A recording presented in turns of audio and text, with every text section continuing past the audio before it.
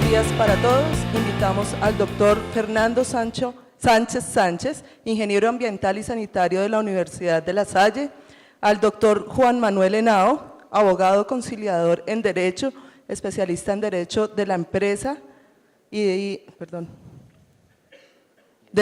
Derecho del Consumo de la Universidad Externado de Colombia, al doctor Juan Manuel Pinzón Cáceres, asesor jurídico de la Región Administrativa y de Planeación Especial, RAPE, a la doctora Claudia Córdoba, profesional de la Dirección del SINA, y al doctor Julián Garcés, jefe de Educación Local de la Secretaría Distrital de Medio Ambiente. Nuestro panel hará una interesante disertación sobre los procesos que se han venido trabajando desde el tema de ordenamiento territorial ambiental y cómo esta influencia desarrolla procesos de gran incidencia en los procesos de construcción de paz entre lo urbano y lo rural. Para esto, el doctor Fernando Sánchez será nuestro moderador y se desarrollará a partir de unas preguntas orientadoras. Doctor Fernando, le damos la bienvenida a usted y a todos nuestros panelistas. Permítame, le entrego el micrófono y bienvenidos y muchas gracias a los cuatro por estar en nuestro gran evento. Muy buenos días. Es un placer, en el caso particular, estar aquí en esta bella Universidad Minuto de Dios y en el barrio Minuto de Dios, del cual he sido partícipe en diferentes escenarios. Fui en su momento el director de planeación de la Corporación Minuto de Dios, cuando el padre García Herreros y el padre Camilo Bernal dimensionaron todo el proyecto de la Universidad Minuto de Dios, hoy una universidad importante, con una trascendencia y un desarrollo académico fundamental. Y en ese sentido, pues volver acá me trae muchos recuerdos, eso también me permite calcular qué edad tengo. En ese sentido, pensar en todo este interesante tema de lo que significa el medio ambiente y el posconflicto nos lleva a reflexionar sobre algunas cosas interesantísimas. Retomando elementos de la conferencia de apertura de este evento, nos encontramos que muchas veces los colombianos no tenemos muy claro qué significa el ordenamiento territorial. Hoy cumplimos 20 años de ordenamiento territorial en Colombia y no sabemos si lo que hemos hecho es ordenamiento o desordenamiento. La ley 388 del año 97 no es otra cosa que algo en lo cual hemos incurrido como error, y es haber retomado un modelo de ordenamiento territorial de Europa que en muchos de los casos no corresponde al modelo de ordenamiento territorial de nuestro país. Parte de la manera como están estructurados los 1.114 municipios que tiene Colombia fueron el resultado de la manera como en su momento los españoles entraron por la cuenca del río Cauca y el río Magdalena, y los indígenas, huyéndole a los españoles, se fueron encumbrando en las cordilleras, y donde los españoles montaron sus campamentos terminaron fundándose muchos de nuestros municipios. Municipios que hoy, desde lo territorial, tienen una interpretación interesante, pero desde el ordenamiento tienen complejidades que los llevan a tener riesgos de deslizamiento, de inundaciones, de remociones de masa, de fallas geológicas, etcétera, etcétera. Y eso sin pensar que tenemos un 48% del territorio nacional que no conocemos, que es lo que nosotros denominamos hoy como la región de la Orinoamazonía, que es una región que tiene unas implicaciones interesantes, donde está el futuro del país y donde está toda la riqueza concentrada, pero donde también está una identidad indígena que tiene unas cosmogonías, unas interpretaciones interesantísimas, y donde nosotros decimos Esos señores son pobres, allá hay inequidad social, allá no hay infraestructura de servicios públicos. Y los que conocemos esas zonas y hemos interactuado con esos indígenas, nos damos cuenta que muy posiblemente no hay esa tal pobreza, no hay esa tal inequidad y no hay ese tal subdesarrollo que nosotros de manera citadina vemos desde Bogotá, porque además durante mucho tiempo el Estado en esas zonas no hizo presencia, tomando en consideración que fueron las zonas más apetecidas y siguen siendo las zonas más apetecidas en temas de conflicto y en temas de posconflicto. Pero bueno, eso es como para hacer una introducción interesante, pero también no nos debemos olvidar Bogotá, donde estamos apiñados. Bogotá es una ciudad que 3/5 partes de su territorio son territorio rural. Sumapaz, ¿no? Nosotros limitamos con el departamento del Huila. Y en ese territorio empezamos a mirar cosas que son discordantes. Como por ejemplo pensar que el dato del DANE, donde nos dice que somos 7.835.000 habitantes, es un dato real. Cuando empezamos a mirar no solamente el contexto del urbano, sino el contexto del rural, de lo rural, y la manera como hacemos nodos de comunicación con esos municipios que hacen parte de la sabana, nos encontramos con elementos que son importantes de entrar a reflexionar. Bogotá consume 28 metros cúbicos por segundo de agua, a un consumo medio de 146 litros habitante día. Si ustedes hacen esa operación y determinan en función del consumo medio cuántos habitantes tiene Bogotá, ahí nos llevamos la primera sorpresa. 9.856.000 habitantes. Pero si además eso lo cotejamos con la cantidad de residuos sólidos que en este momento están llegando al entre comillas denominado relleno sanitario de Doña Juana, nos encontramos que a ese relleno le llegan entre 6.800 y 7.350 toneladas día de residuos sólidos, a un PPC o producción per cápita de 0.85 kilogramos habitante día, y ahí nos dan 11.320.000 habitantes. Cuando cotejamos esos datos, pues nos damos cuenta que evidentemente no somos esos 7 millones de habitantes, que muy posiblemente Bogotá tiene una población cercana a los 10 millones de habitantes y tiene evidentemente una población flotante de casi 2 millones de habitantes. ¿Cómo hacer ordenamiento territorial en una ciudad tan compleja como la nuestra, bajo la normatividad existente, donde ni siquiera sabemos cuántos somos?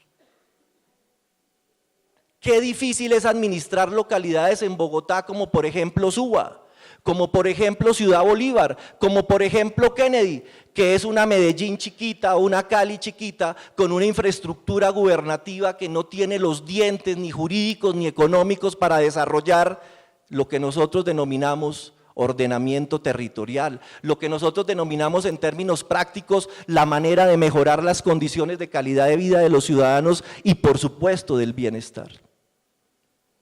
Pero también con una ciudad que cada año, según datos del mismo ministerio, nos llegan alrededor de 180.000 personas que vienen a engrosar los cinturones de miseria de la ciudad sin que exista una política clara más allá de entregar subsidios, que en muchos de los casos lo que hace es generar más inequidad en esas áreas suburbanas y urbanas de las mismas ciudades. Podríamos hablar sobre muchos otros temas, pero realmente el escenario de nuestro panel es precisamente lograr reflexionar sobre todos estos componentes. Y tomando en consideración las personas que tenemos aquí sentadas, lo primero que tenemos que pensar es ¿cuál es la función institucional que tienen las instituciones a las cuales representan las personas que me acompañan acá, frente al tema del ordenamiento territorial y frente al tema del posconflicto. ¿Por qué? Porque en muchos de los casos terminamos teniendo imaginarios que no corresponden a la realidad. Entonces quisiera en primera instancia pedirle a la doctora Claudia Córdoba, quien representa en esta mesa al Ministerio de Ambiente y Desarrollo Sostenible, que nos contara cuál es esa impronta, cuál es ese compromiso que tiene un ministerio debilitado, pero que finalmente es el ministerio rector en temas de política pública ambiental en nuestro país, doctora.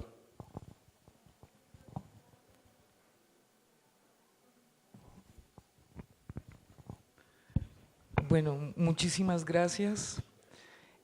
Ante todo quisiera saludar esta nutrida audiencia de jóvenes, en su mayoría.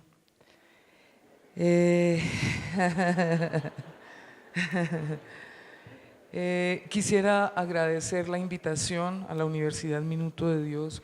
Fue mi casa varios años, fui profesora de la Universidad Minuto de Dios en la Facultad de Ingeniería, en la carrera de Ingeniería Agroecológica. Tengo los mejores recuerdos de la vida laboral aquí en este escenario.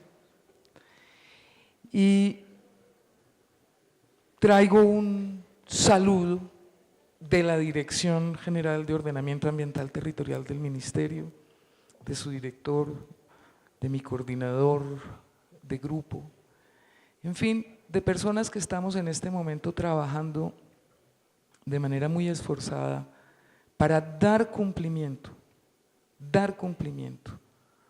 a puntos del acuerdo de paz que nos compete. Es un esfuerzo grande, no es una intención, digamos, evidente para todos.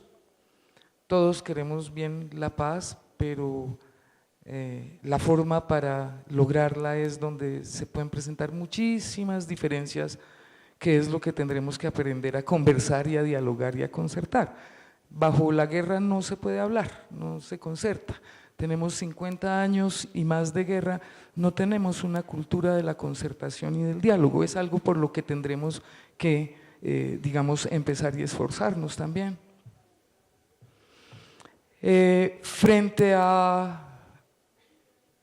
tema, digamos, de una manera general, al tema que nos propone el foro, yo quisiera partir de un elemento expuesto por el doctor Hernán Darío, ¿no?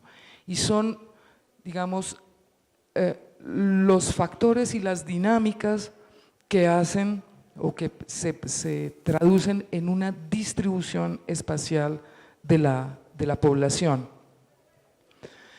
Particularmente en los espacios rurales, la distribución de la población básicamente ha estado determinada por las dinámicas de guerra, por desplazamiento masivo, por despojo, por, digamos, todos estos factores históricos que finalmente han hecho que gran parte de la población campesina, desalojada de los valles interandinos, de las tierras productivas, de las sabanas del Caribe, hayan terminado en el piedemonte llanero, en la selva pacífica, en la Amazonía, ¿sí? Y en lugares donde, por una parte, son tierras marginales para la agricultura, no son buenas tierras agropecuarias, son tierras malas para la agricultura, pero son tierras absolutamente importantes para la conservación de servicios ecosistémicos como agua,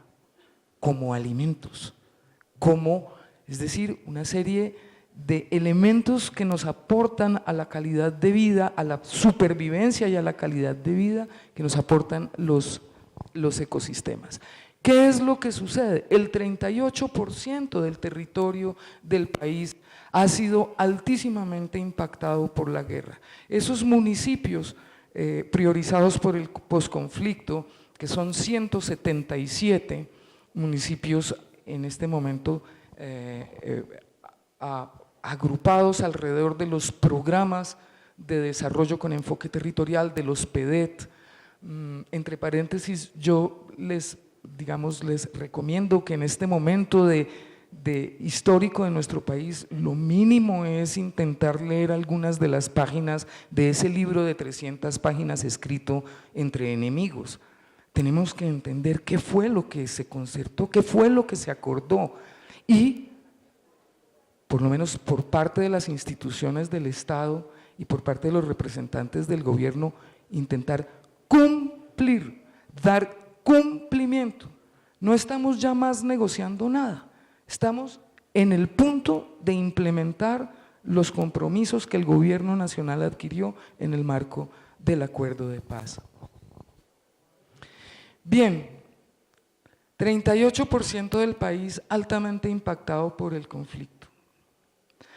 El índice de concentración de la tierra, un índice es algo que se mide entre 0 y 1, donde 1 es la máxima concentración de la tierra y 0 donde no habría concentración. Nuestro país ostenta un índice de Gini de la concentración de la tierra de 0.91.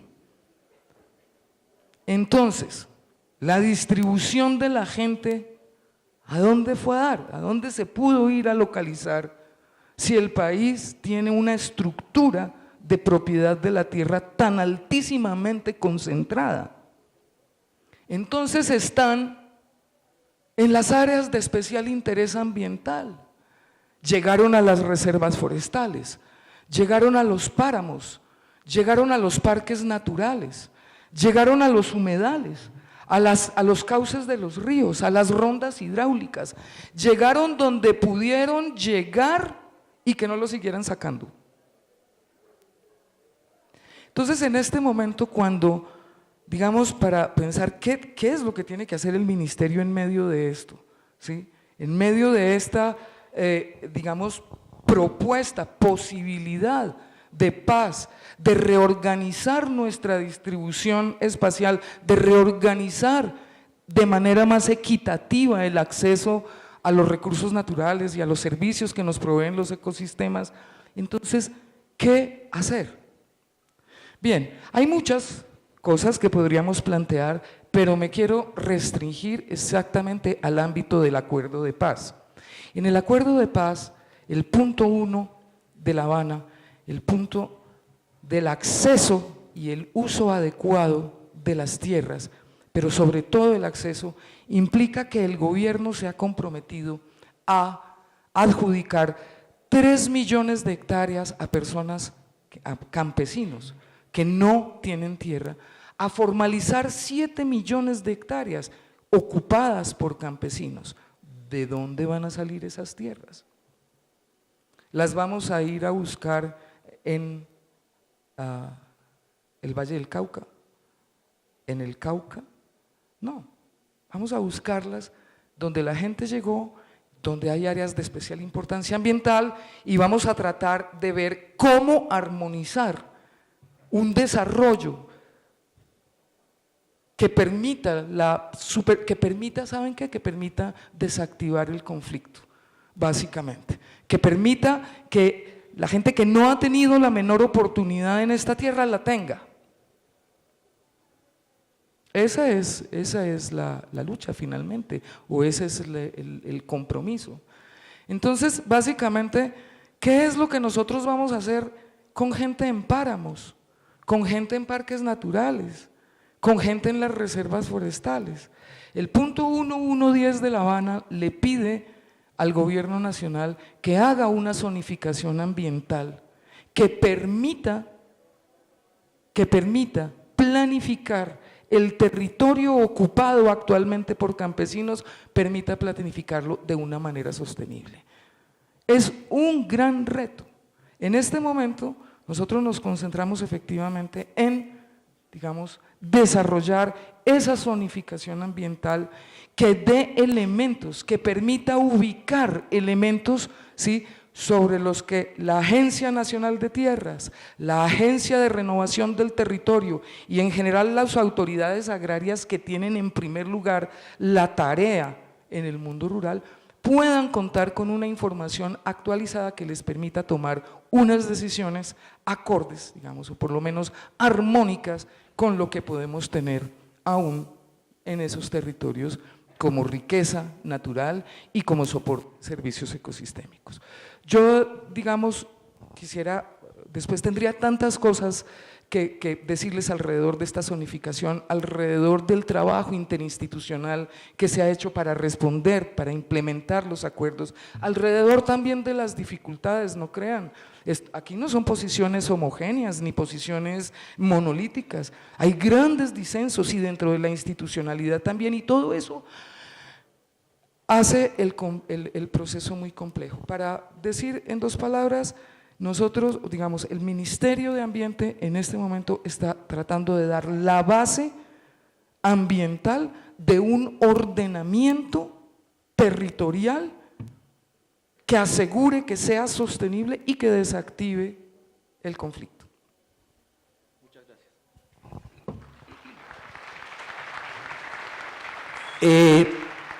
Doctor Juan Manuel Pinzón, él es asesor jurídico de la Región Administrativa y de Planificación Espacial. Primero que nos explicaras qué es esa entidad, ¿no? Que en el imaginario de nosotros, pues, muchos no la conocemos. Y segundo, ¿cuál es el rol que tiene dentro del desarrollo del tema propuesto por el foro? Bueno, muy buenos días. Gracias a la universidad por la invitación. La Región Administrativa de Planeación Especial. Estamos hablando de ordenamiento territorial. La ley 1454 del 2011 es la ley orgánica de ordenamiento territorial. ¿Qué son las leyes orgánicas? Las leyes orgánicas son unas leyes casi que debajito del nivel de la Constitución, son unas cuantas nada más, la misma Constitución dice cuáles son, y lo importante de esas leyes es que deben regular unos temas que son esenciales. La Constitución del 91 dijo, miren, hay que sacar una ley de ordenamiento territorial. Y hasta donde yo recuerdo hubo tal vez más de 15 intentos para sacar esa ley orgánica durante 11 años y nunca se ponían de acuerdo en el Congreso, porque la distribución de competencias que implicaba eso, porque reconocer a las entidades territoriales indígenas y ya no reconocer solo territorios y resguardos como tal implicaba un cambio en las competencias de los municipios, de los departamentos, etcétera, y no se pusieron de acuerdo en el Congreso para sacar esa ley sino hasta el 2011 y salió una ley muy limitada, es una ley que no desarrolla en su totalidad los aspectos del ordenamiento territorial, pero lo que sí estableció es que existen varios tipos o niveles de esquemas asociativos que se pueden desarrollar en el país. Uno de ellos es el que puede hacer Bogotá con los municipios, con los departamentos vecinos. Esa es la RAPE o la Región Administrativa de Planeación Especial, Región Central. Es decir, es un esquema asociativo en donde están quienes son los miembros o los asociados son el departamento del Tolima, el departamento de Boyacá, el departamento de Cundinamarca, el del Meta y Bogotá. Que si hay la posibilidad de generar otras regiones administrativas de planeación, sí. ¿En qué van esos procesos? En el Caribe, esta semana incluso se reunieron y están en la consolidación de crear estos esquemas asociativos. ¿Qué tienen que ver estos esquemas asociativos? Que son una nueva forma de ver la regionalización del país. La regionalización de alguna manera durante muchos años fue un poco impuesta. Cuando uno se va a ver cómo es la regionalización del sistema general de regalías, cómo son, entonces atiende a criterios básicamente tradicionales de cómo están históricamente organizados o cómo se fueron desarrollando esos territorios.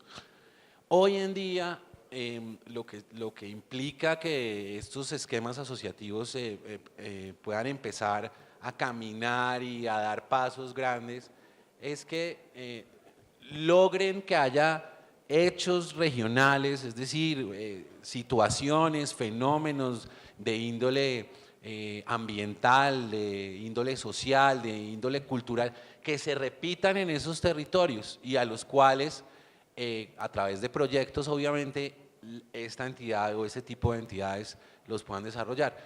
¿Qué hacemos nosotros en la actualidad? Nosotros desarrollamos proyectos. Uno de los proyectos que tenemos, o el proyecto bandera en este momento, es un proyecto de de páramos en 53 municipios de todo el territorio de la región Rape.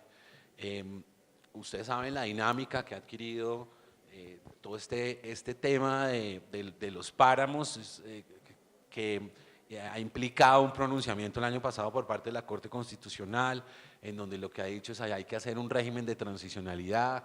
Hay 300.000 familias viviendo en los páramos, hay grandes actividades económicas, especialmente minería, ganadería, cultivos de papa, etc.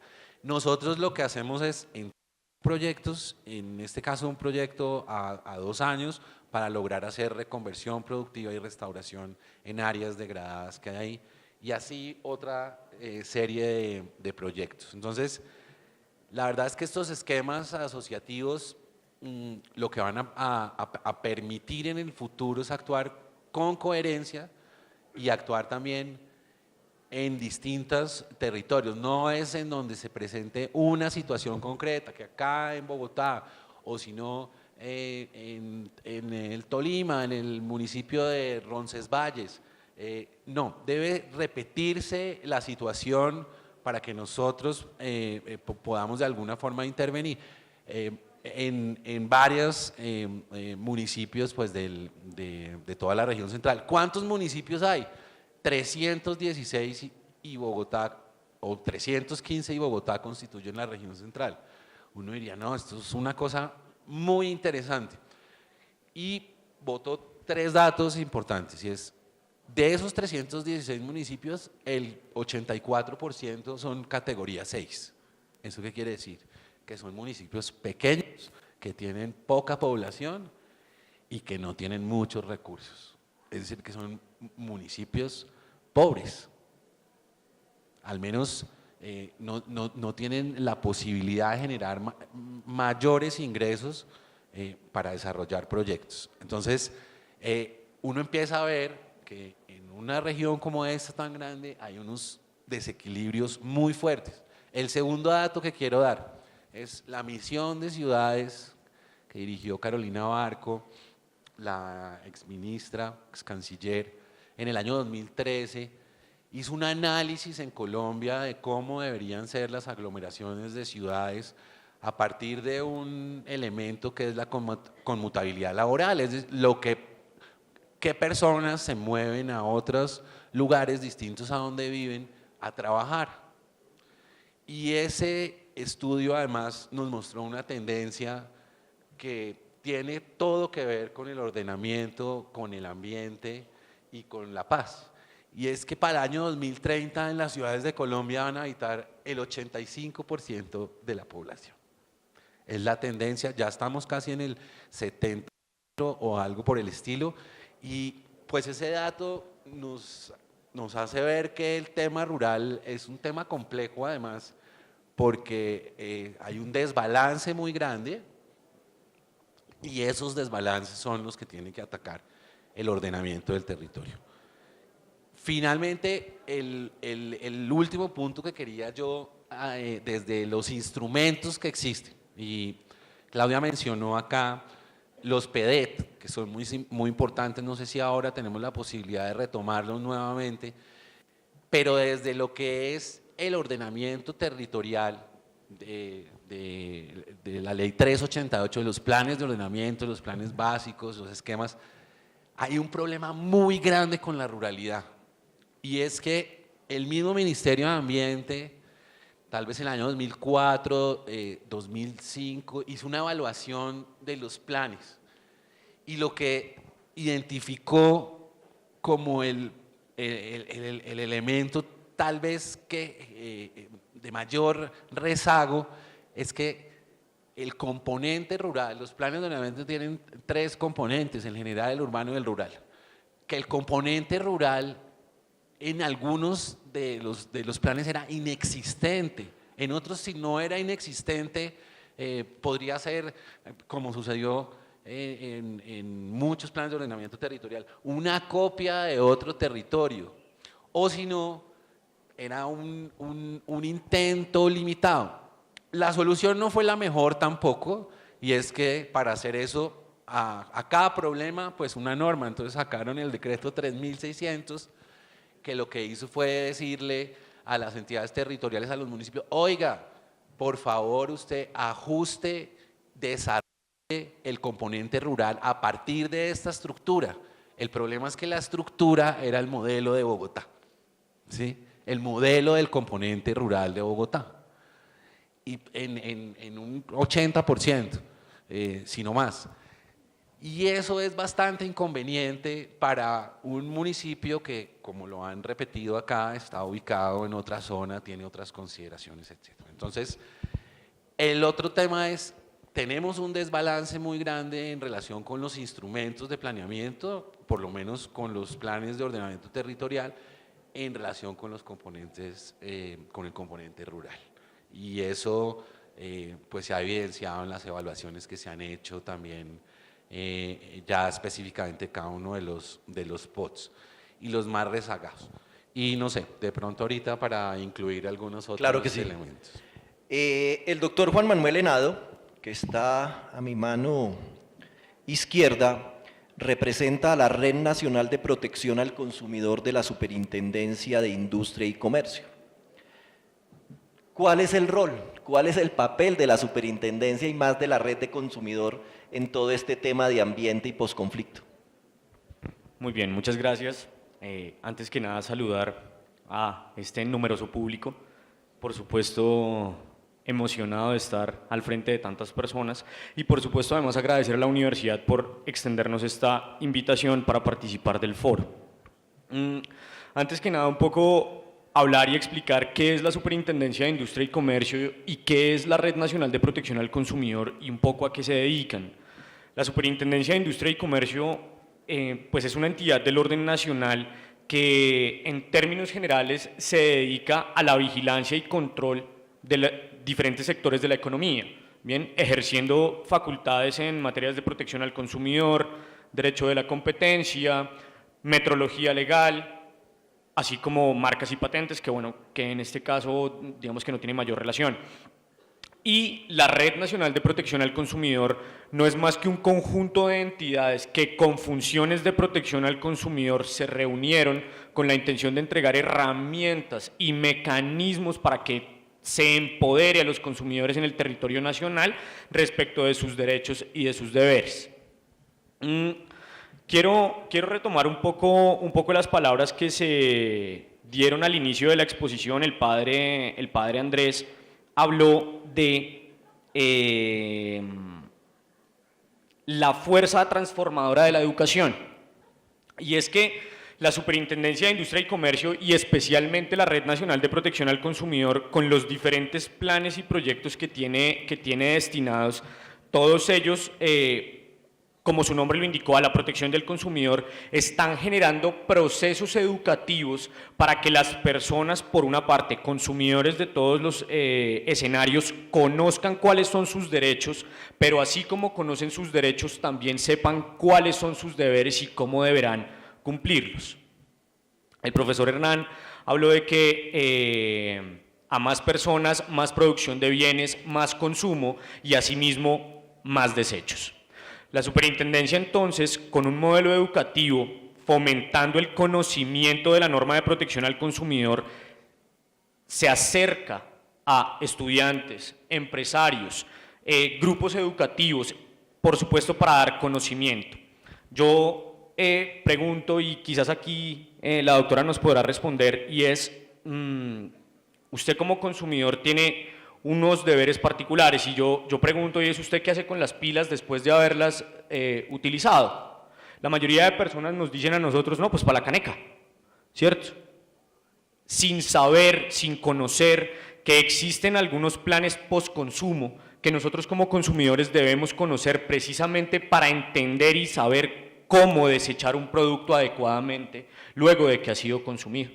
Bien, entonces la Superintendencia de Industria y Comercio se está dedicando, y particularmente la Red Nacional de Protección al Consumidor, se está dedicando a realizar procesos formativos, procesos educativos, precisamente para enseñarle a las personas que no solamente el ejercicio del consumo, el ejercicio del derecho del consumo implica derechos, sino que también implica obligaciones. Y la obligación importante que nos reúne y por la que eventualmente estamos aquí, es por ese deber primigenio que todo consumidor tiene a conocer y respetar las normas sobre protección al medio ambiente y disposición de desechos de bienes consumidos. Entonces, en ese orden de ideas, lo que la entidad está haciendo es precisamente generar procesos educativos para que se logre este fin. Por otro lado, y ya para dar finalización, particularmente nosotros pensamos que la construcción de la paz, si bien por supuesto está referida a la terminación del conflicto bélico, no necesariamente está dada exclusivamente para ello. Nosotros pensamos que el llevar institucionalidad a las diferentes regiones del país fomenta construcción de paz.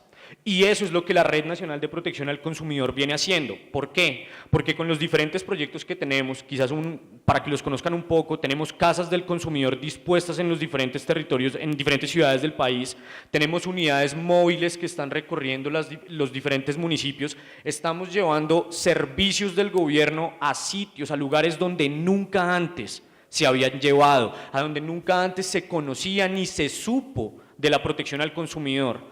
Entonces, con esto también queremos dar a conocer que la construcción de paz implica la institucionalidad, que las entidades de gobierno reconozcan y sepan que deben acudir a cada uno de los municipios, a cada uno de los territorios del país, por supuesto, a llevar sus procesos y sus actividades en defensa de las personas. Muchas gracias.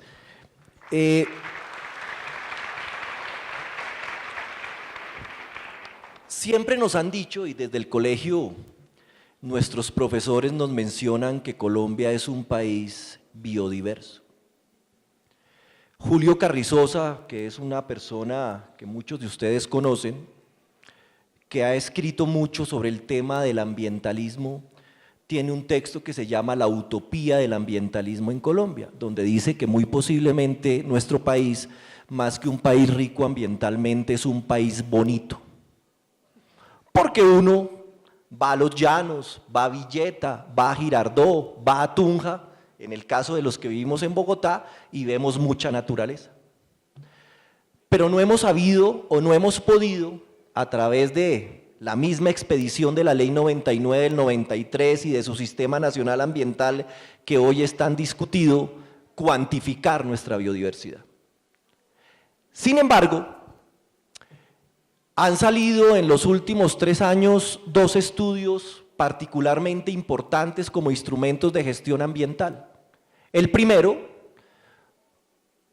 un documento que saca el IDEAM sobre la riqueza hídrica del país y terminan entregándonos datos particularmente enriquecedores, como por ejemplo que Colombia tiene 3 veces la oferta hídrica de cualquier país del mundo, inclusive por encima de Brasil, teniendo en cuenta que Brasil es 7 veces más grande que Colombia. Que la biodiversidad contenida en el Amazonas es 4 veces más rica que la que puede tener cualquier otro país del mundo. Pero también el IGAC hace un avance del estudio de suelos de Colombia. Y en ese sentido, siempre pensábamos que nuestro país tenía alrededor de 50 millones de hectáreas productivas. Y ese estudio nos entrega un resultado de que tenemos alrededor de 115 millones de hectáreas productivas. Cuando hablo de hectáreas productivas, estamos hablando de hectáreas que son susceptibles de ser destinadas a la agricultura y que son destinadas a la ganadería, sin tomar en cuenta, claro, todo lo que tiene que ver con el inventario de suelos susceptibles para la minería. Pero a sorpresa, el estudio nos dice que donde mayor concentración de suelos productivos para procesos agropecuarios están en el departamento de El Bichada. Suelos que anteriormente nos decían que no servían para nada, que eran suelos rojizos, con una gran concentración de hierro, bueno, etcétera, etcétera. ¿Por qué quiero que nos metamos en esta pregunta?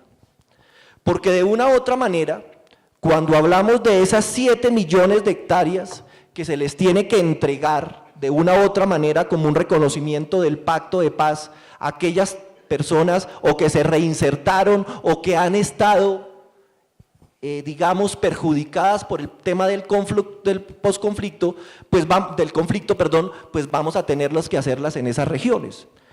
Sin embargo, son regiones que tienen también una problemática relacionada con la minería ilegal, el concepto de la minería ilegal, el extractivismo, ¿no? Y es un extractivismo que de una u otra manera nos ha permitido a los colombianos sobrevivir durante mucho tiempo, porque después de los años 60 nos dijeron a nosotros que Colombia era un país commodity y que la única posibilidad de desarrollo tenía que darse a partir de la minería, del petróleo, del banano, del café, y cuando nosotros empezamos a mirar los resultados de todo eso, las zonas donde mayor riqueza ambiental ha habido es donde hoy se concentra la mayor pobreza social.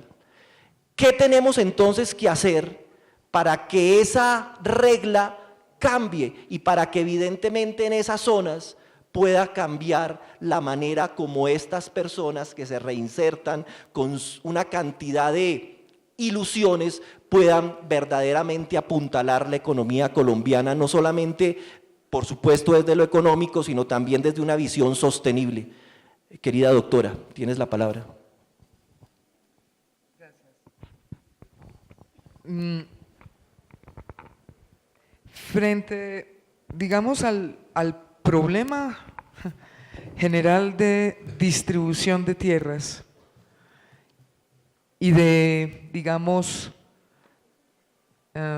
vocación del suelo para la producción agropecuaria, digamos que ha cambiado en términos generales y para, digamos, en el enfoque de los estudios, hemos pasado de el análisis de la capacidad natural que tiene el suelo para producir a la capacidad que tendría cuando se aplica los paquetes tecnológicos indicados y la inversión necesaria.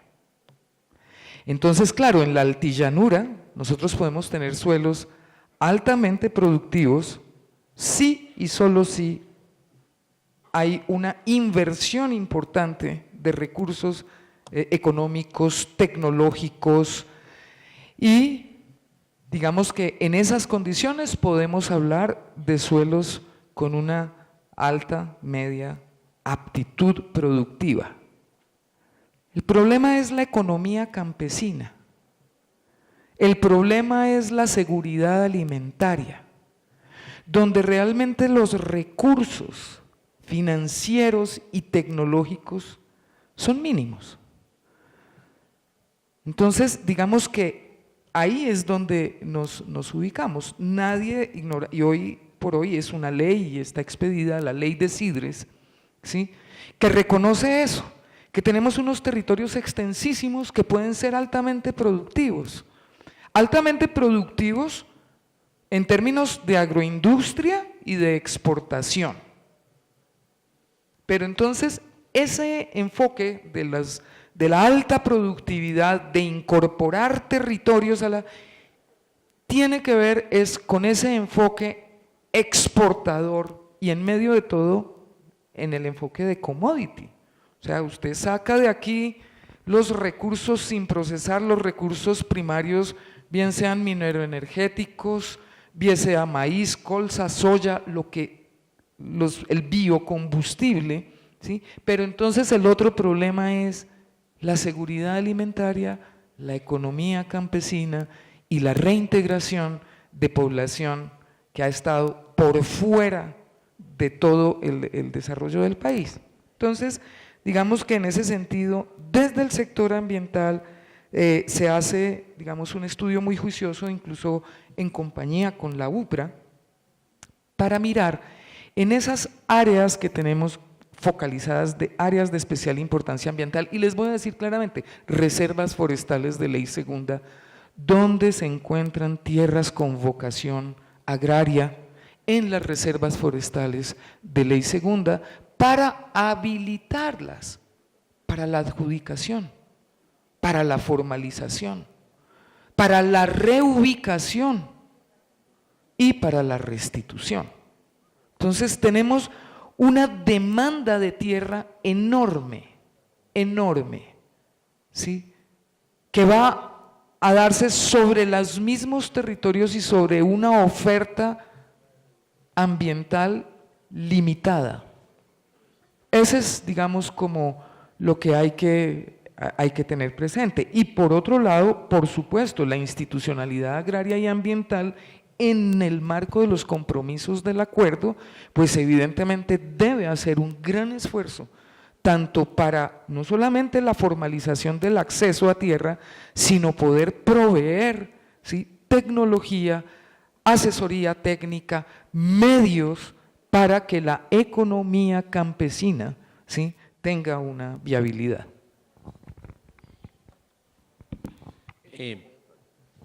Sí, yo quería, como teniendo en cuenta la pregunta y que el panel se trata de los retos del ordenamiento territorial ambiental, es que en este caso concreto el gran reto sí viene de los PEDET, que muchas personas no saben qué son esos PEDET, y yo voy a arrancar como la intervención desde acá.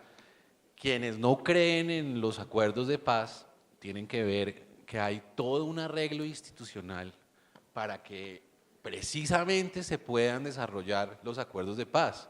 Hoy en día ya no existe el INCODER, que era antes el INCORA, que era el encargado de dar los títulos de la tierra, de dirimir problemas que había, de muchas. Hoy hay 3 agencias distintas. Una de ellas es la Agencia de Desarrollo Rural, la otra es la Agencia de Renovación del Territorio. Son entidades que tienen personal, presupuesto en función de cumplir con los acuerdos de paz. Ustedes recordarán que como se acordaron por partes, el acuerdo se iba llegando por partes. El primero de ellos hace ya bastante tiempo nos dijo el tema rural, el tema de la reforma rural integral, como se le denominó, es lo primero que se ha acordado. Y sobre eso yo creo que existe cierto nivel de claridad sobre la ruta crítica que se debe abordar. Parte de la ruta crítica es decir, necesitamos un instrumento para hacer esa reforma rural integral. ¿En dónde? En 170 municipios. ¿Cuáles son los 170 municipios? Hay un decreto ley que es el 893 del 2017, ahí están listados los 170 municipios.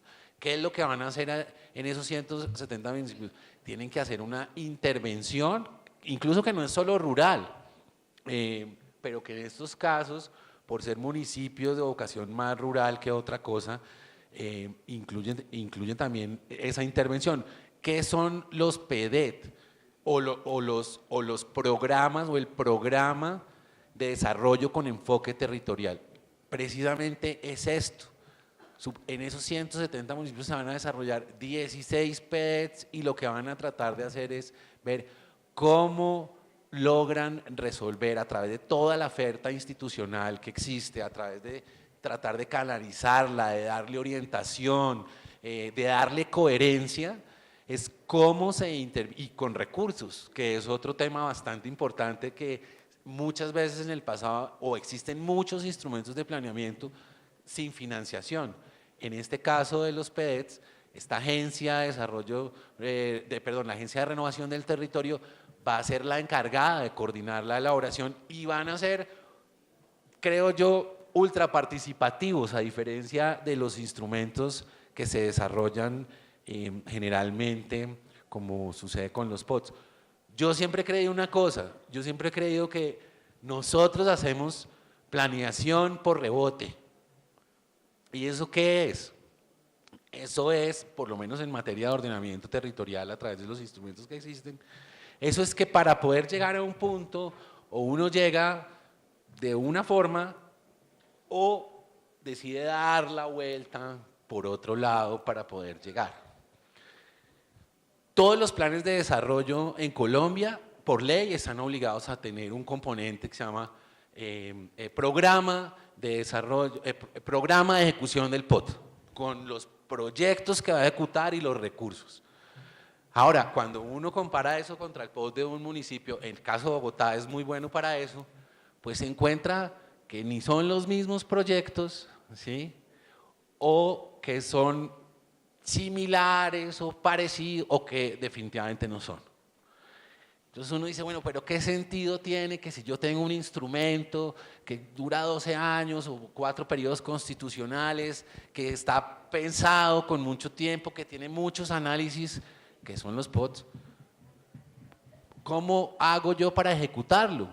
Pues la ejecución, el gran problema que tienen es que esa ejecución depende de los gobernantes de turno. En este momento estamos en un proceso de revisión, por ejemplo, del POT de Bogotá. Ojalá se puedan meter a la página de la Secretaría de Planeación y vean la evaluación que se hizo para ver cuántos de los proyectos que estaban ahí planteados se ejecutaron. Y esa es la planificación por rebote. Para poder llegar yo hasta un punto, tomo una vía mucho más larga y más complicada. El gran reto de los PEDET, que es otro instrumento de planeación dentro del territorio, que tiene todo el tema, llamémoslo rural y agropecuario, que tiene una institucionalidad volcada, por lo menos en este momento, para que se pueda cumplir.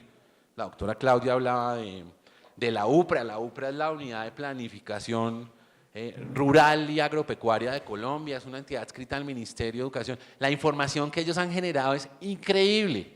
En tan pocos años han generado una información tan robusta.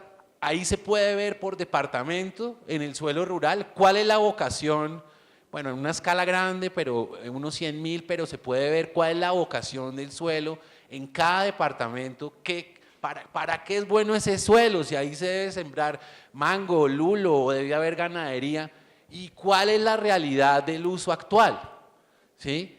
Y más o menos es como en un 90% estamos usando el suelo para lo que no es.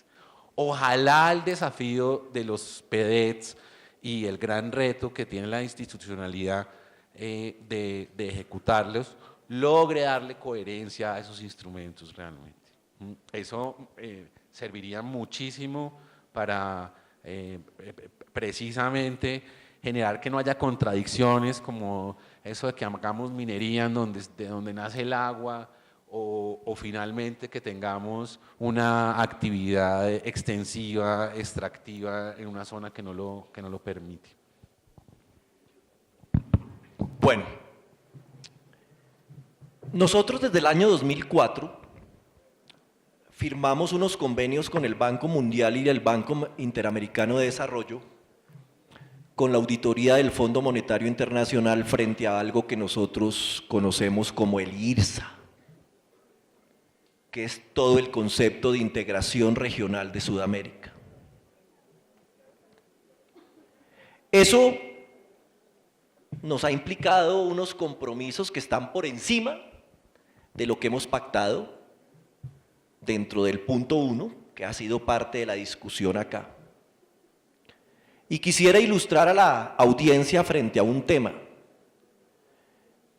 Si yo les preguntara a ustedes cuál es el yacimiento de cobre más grande del mundo, muy posiblemente ustedes me dirían Chile, ¿no es cierto? Pues porque lo conocemos, con la película Los 33 lo tuvimos más claro, pero resulta que el yacimiento más grande de cobre del mundo, en términos de exploración, lo tenemos en un municipio en Colombia que se llama San Francisco, que es un municipio a 30 minutos de Mocoa y donde allí hay una reserva forestal.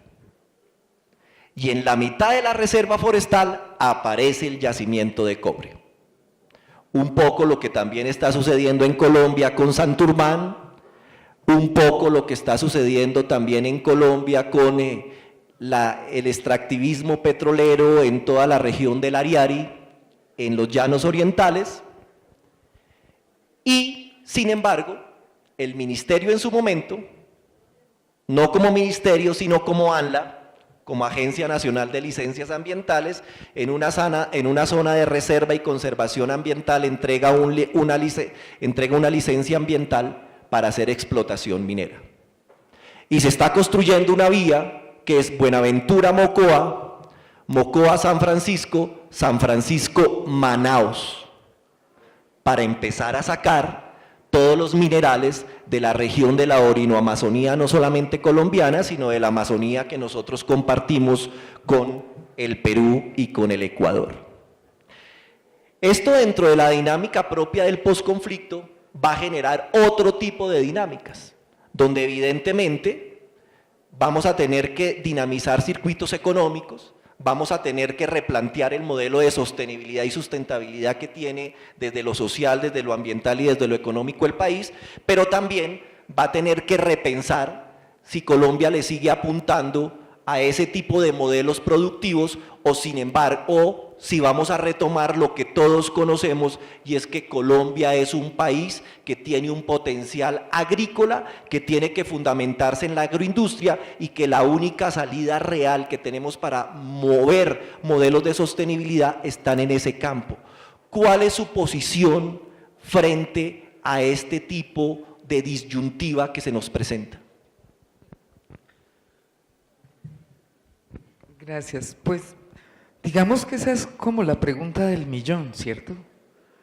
Es decir, hay una intención real de terminar un conflicto armado, pero nunca hubo una intención de cuestionar el modelo económico. Y si ustedes abren el acuerdo de paz en su versión corregida del Teatro Colón, ¿sí?, empieza por el reconocimiento total y completo a la propiedad privada, y a la propiedad privada no quiero decir solamente de tierra, a las actividades económicas privadas, a la economía privada, al modelo económico, nunca estuvo en cuestión.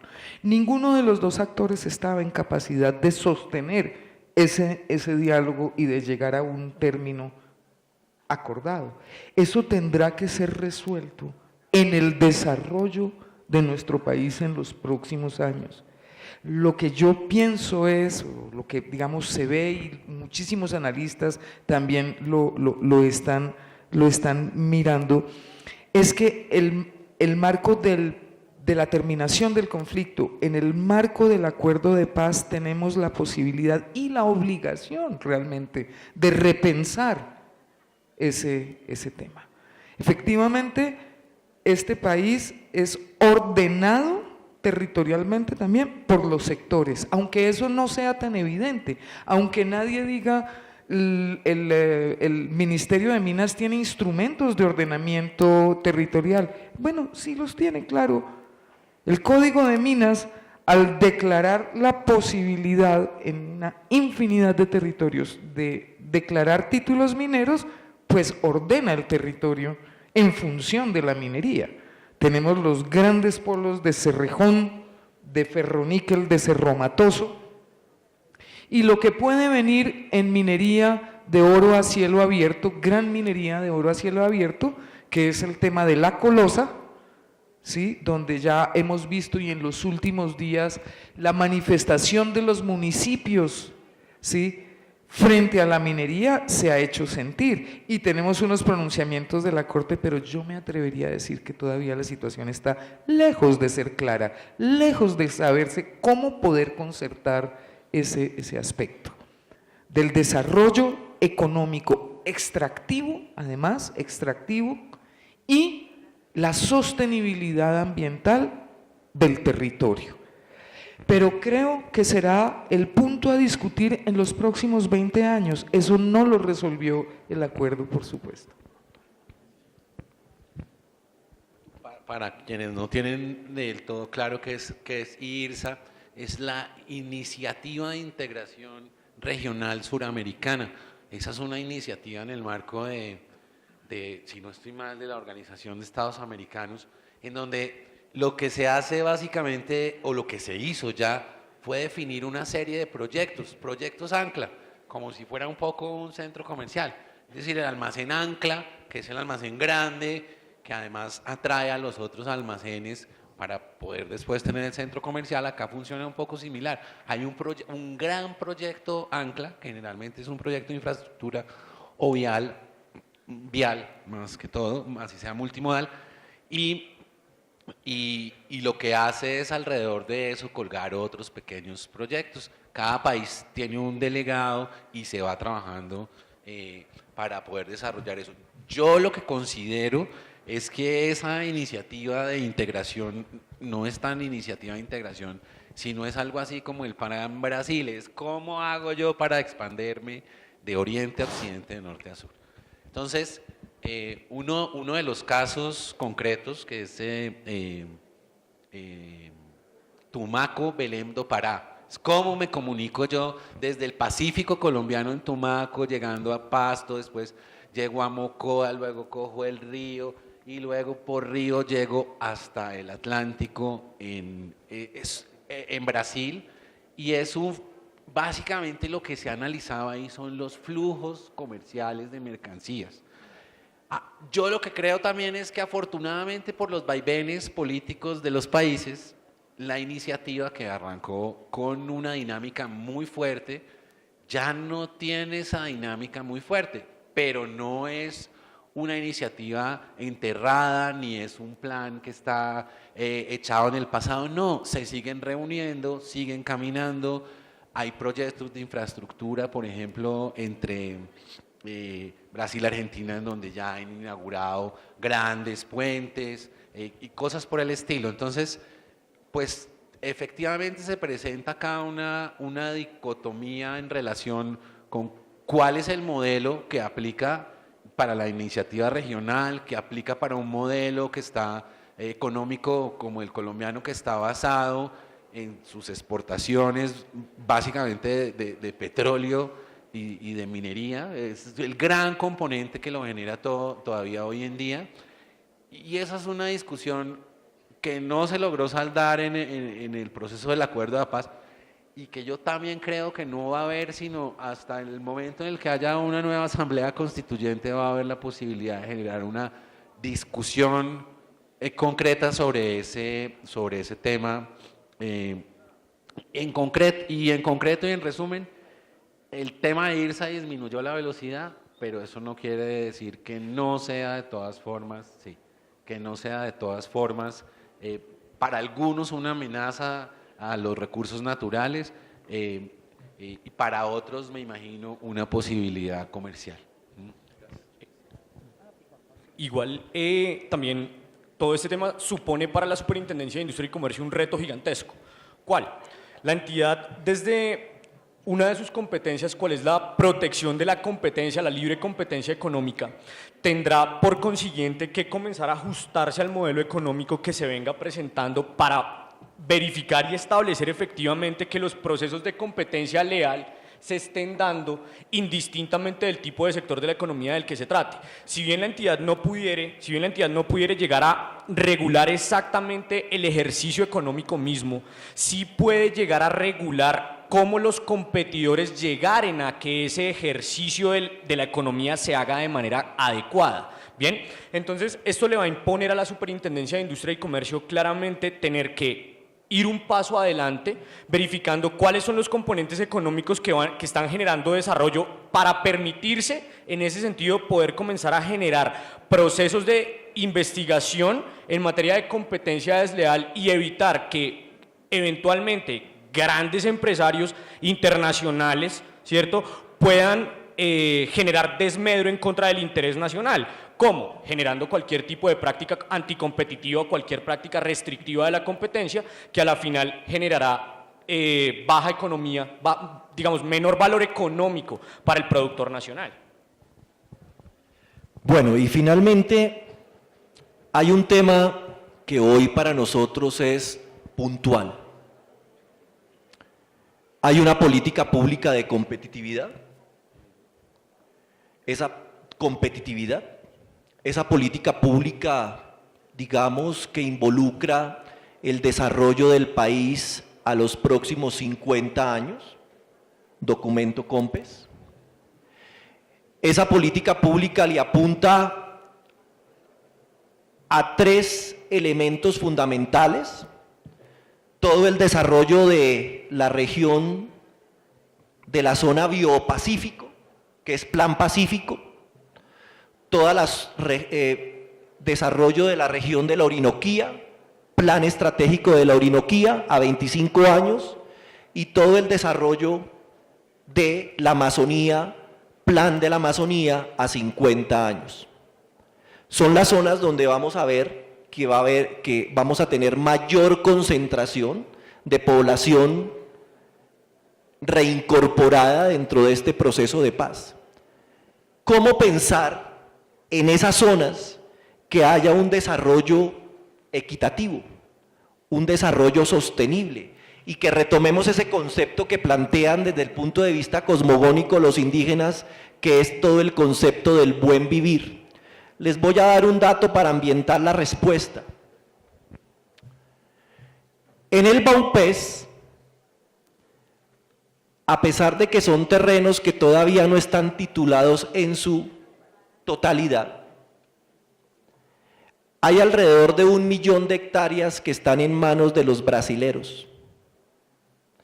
Y los brasileros han mecanizado ese suelo y están logrando productividad por hectárea en verduras y hortalizas más alta que las que tenemos en la sabana de Bogotá.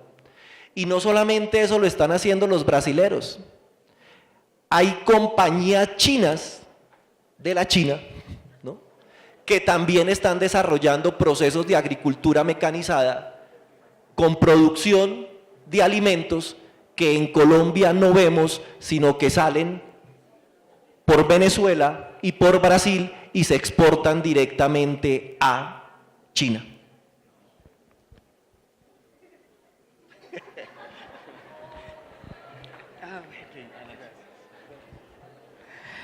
Mire,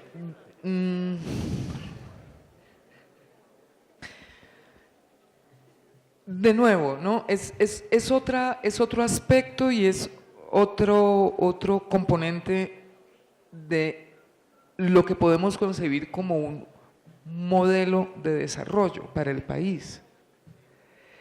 Hasta ahora, es decir, cuando en este país nos metimos en la lógica minera, recuerden que el Código de Minas, la ley minera, que es una ley muy poderosa, muy robusta, data del año 2000, pero también data más o menos del año entre 1995 y 2000, 1995-2000, los códigos mineros de casi todos los países de América Latina.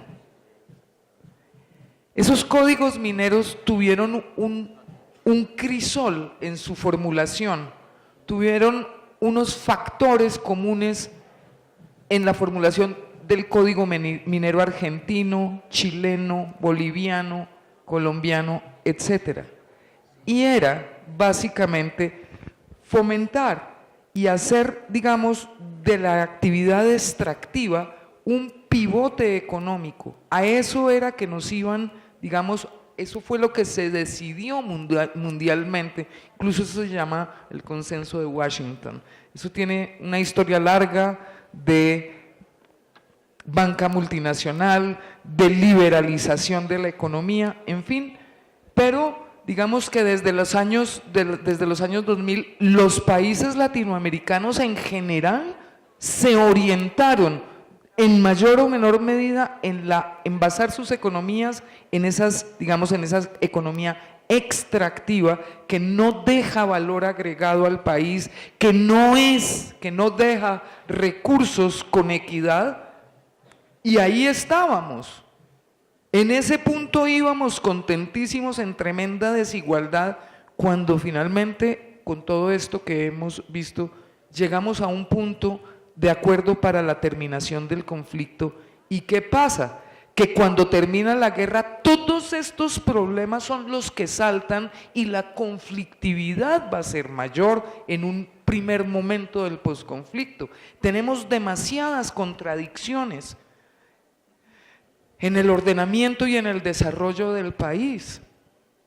Entonces, digamos, habrá que, minería sí, claro que sí, pero ¿cómo? ¿Para quién? ¿Y dónde va a quedar el recurso? ¿Y cómo se tapan los huecos y quién los tapa después? ¿Sí? O sea, el problema de los pasivos ambientales es una cosa muy grave. Nosotros quedamos con todo el deterioro ambiental de la extracción del recurso, ¿sí? Sin quedar con algo que medio compense, digamos, la extracción. Naturalmente ha habido una modificación en la ley de regalías. No quisiera meterme en eso ni en esos términos de mermeladas, pero en realidad es el intento de que las regalías lleguen e irriguen al país, ¿sí? Ahora, que haya un pelón de corrupción de fondo que hace que todo se demerite, que todo, eso es otro problema.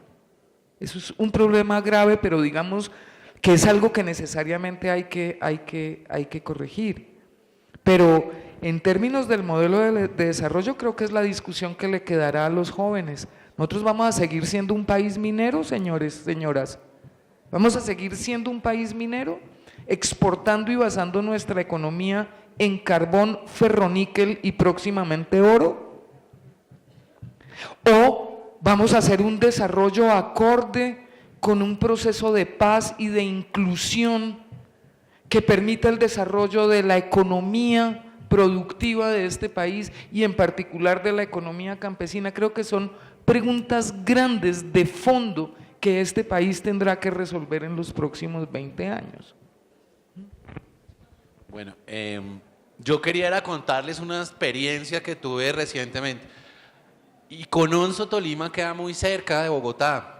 Allá hay una zona veredal y yo tuve la posibilidad de estar allá. Uno va como hacia Melgar, se devuelve en el Boquerón, entra a Pandi y a 15 minutos está ahí Cononso. Es realmente muy cerca. Y a mí me llamó la atención, 3 cosas me llamaron la atención de la zona veredal y de compartir con estos colombianos, como nos recordaba Hernán Darío en su charla inicial. Y es que básicamente lo que uno puede notar es que hay unas condiciones difíciles para vivir ahí, para estar en esos lugares. Claro, muchos dirán, bueno, pero esta gente está súper adaptada a ese tema, vivían en cambuches y bueno, pero pues hacer el tránsito y pasar a la legalidad implica que uno mejore también sus condiciones. Esa fue la primera cosa que me llamó la atención. La segunda es como en medio del discurso propio de estos integrantes de lo que era la guerrilla, era el compromiso tan fuerte que había allí. Y el tercer punto que tocamos fue el punto de qué iba a pasar ahora en esos lugares que ellos habían dejado y donde así fuera por la fuerza de las armas, imponían las normas ambientales. Es decir, si ustedes miran la correlación que existe entre el aumento de deforestación que hay en Colombia, es una cosa brutal lo que sucedió entre un año y otro, el aumento de deforestación, y tiene una relación directa con las áreas o con la disminución del conflicto en ese momento y hoy en día ya con, llamémoslo, el abandono de las áreas por parte de las FARC. En ese punto también me llamó mucho la atención lo que nos expresaron y nos dijeron que fue: ustedes nos tienen que cuidar a nosotros, ¿sí? Porque nosotros somos los que les vamos a cuidar el territorio. ¿Cómo así? Sí, nosotros, yo creo que hay muchos de nosotros que vamos a terminar o de guardabosques o de guardaparques o tratando de mirar a ver cómo hacemos para que no siga llegando la empresa, las personas, los intereses comerciales. Ese punto me llamó muchísimo la atención porque tiene todo que ver con el tema de ordenamiento del territorio y tiene además todo que ver con una realidad que está ahí y que pues finalmente es como la invitación o el cierre por lo menos de mi intervención, de la invitación a abrir los ojos, así uno no tenga una u otra tendencia política, esté o no esté de acuerdo con el acuerdo de paz, eso es una realidad y eso va a seguir caminando. Y por ello la invitación de verdad a dejar la indiferencia en relación con lo que sucede alrededor de todo eso, porque tiene que ver con nosotros. Y bueno, y finalmente yo también querer decir que si bien el modelo económico nacional, el modelo de la libre economía de mercado y la libre iniciativa de empresa no tiene por qué reñir con los objetivos de desarrollo sostenible a los que el país en este momento se ha comprometido, ¿sí? Entonces, en ese orden de ideas, la invitación también es a que desde el seno académico se comiencen a gestionar y a gestar los procesos educativos que permitan buscar la forma de que, como les dije, la libre economía de mercado, la iniciativa privada no necesariamente riña con el desarrollo sostenible y finalmente con el objetivo de desarrollo sostenible que estamos, pues entiendo aquí todos como apuntando hacia él.